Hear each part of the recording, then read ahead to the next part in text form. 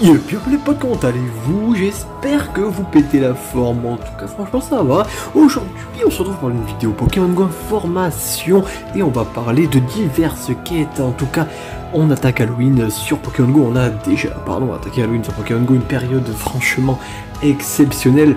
Pour moi la meilleure période sur Pokémon Go. On a des Darkrai dans les raids, on a des journées spécial Baudrive, on a énormément de choses et on a également notre lot de nouvelles études spéciales. On a même une étude exclusive à ceux qui ont terminé le défi Méga Amitié par rapport donc à Méga Ectoplasma, et on va voir tout ça ensemble, on va voir ensemble les étapes, etc. J'espère que ça va vous plaire. Allez, c'est parti. On n'oublie surtout pas de remercier Legends et Darkstorm 19 pour leur infographie sublime.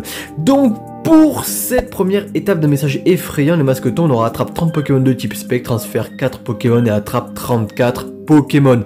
Au niveau des récompenses, on aura un Skelenox potentiellement shiny, on aura donc poussière ainsi qu'XP, récompense finale un tout à fait potentiellement shiny PC Max 420 et DB. On pourra donc passer à la deuxième étape de cette étude. Attrape 10 Pokémon de type ténèbres, fait 8 jolis lancers et attrape 108 Pokémon.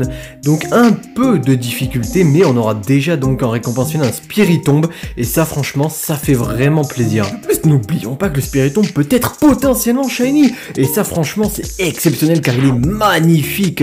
Il faut vraiment avoir de la chance pour le tomber en shiny, mais franchement avec sa couleur bleue il claque. La petite pastille orange nous dit que le Pokémon en récompense peut être potentiellement shiny. Allez, on passe directement à la troisième étape. Pour la troisième étape, il nous faudra donc attraper 40 Pokémon de type spectre, faire 9 super lancers et attraper 49 Pokémon. Là, il n'y a pas de type prérequis. On aura donc un Funessir avec PC Max 431 pour la tâche, attrape 40 Pokémon de type spectre, et un tout à fait de Galar en récompense finale avec PC Max 420.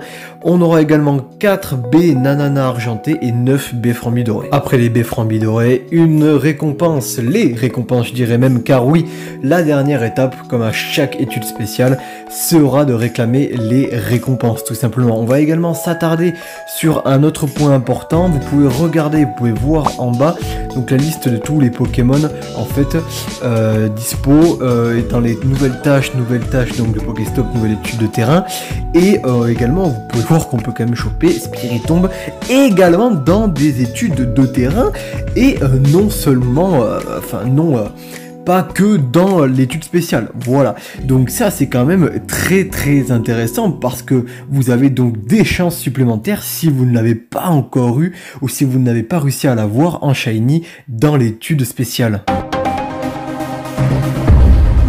Ah, le Méga Ectoplasma, qu'est-ce qu'il est magnifique et effrayant, et en shiny il est encore plus beau.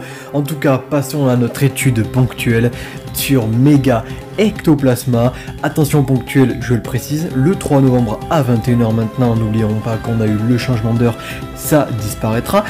Par rapport à l'étude spéciale donc sur laquelle on parlait juste avant, elle, attention, elle ne disparaîtra pas tant que vous ne l'aurez pas terminé, bien entendu. On va maintenant regarder ensemble les 3 petites étapes qui composent cette étude ponctuelle. Est-ce que Méga Ectoplasma vous fascine vous aussi? C'est une question que j'avais envie de vous poser, répondez-moi dans les commentaires. Et on a les étapes qui s'affichent à l'écran. Regardez ça pour la première étape.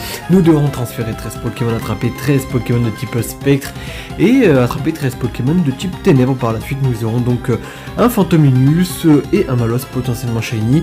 Et en récompense finale, on commencera déjà à avoir de la méga énergie donc pour Méga Ectoplasma. En deuxième, nous aurons donc 9 jolis lancers à faire, 4 Pokémon à faire évoluer et 94 Pokémon à attraper. Ça, c'est vrai que c'est un peu plus long, mais l'Ectoplasma en costume vaut le coup. Et la dernière étape sera donc de la récompense, bien évidemment, comme d'habitude maintenant, avec énormément de méga énergie pour Méga Ectoplasma. Donc ça vraiment, ça fait plaisir. Franchement, c'est rapide, quoique les 94 Pokémon, ça l'est pas trop, mais ça reste quand même assez sympa.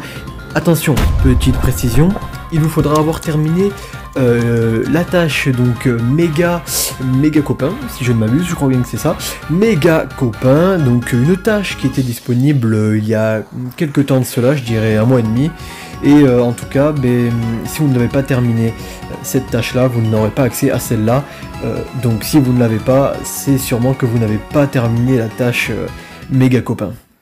C'est donc la fin de cette vidéo, et oui déjà, j'espère vraiment que ça vous aura plu.